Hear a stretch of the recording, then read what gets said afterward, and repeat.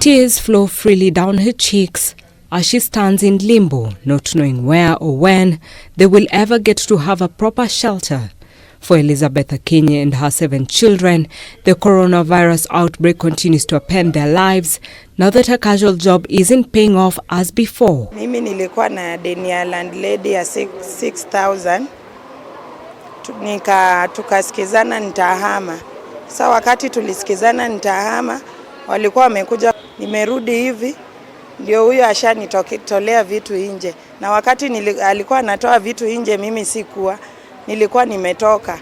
Akapata watoto, akakomboa watu hapa nje, akaenda kwa nyumba, akatoa watoto nje asubuhi. But walikuja na civilian, but gari ni ya government ya GK.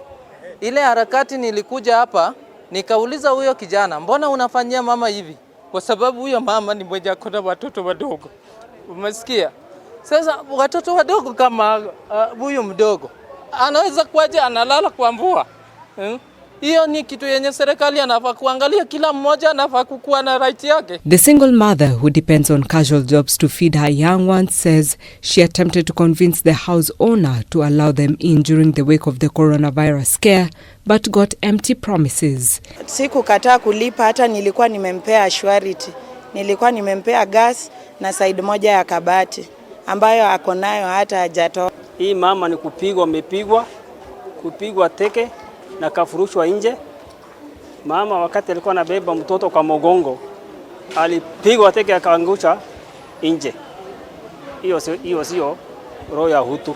Efforts in reaching the landlord on phone for a comment proved futile.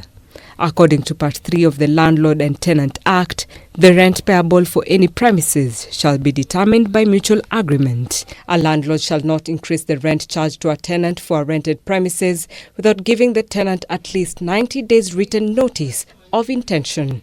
A landlord shall decrease the rent charged to a tenant if the landlord ceases to provide any prescribed services with respect to the tenant's occupancy. However, Section 7 of the Act says the landlord can terminate tenancy when the tenant has defaulted in paying rent for a period of 2 months, the tenant has committed other substantial breaches of his obligation under the tenancy the landlord has offered and is willing to provide or secure an alternative accommodation.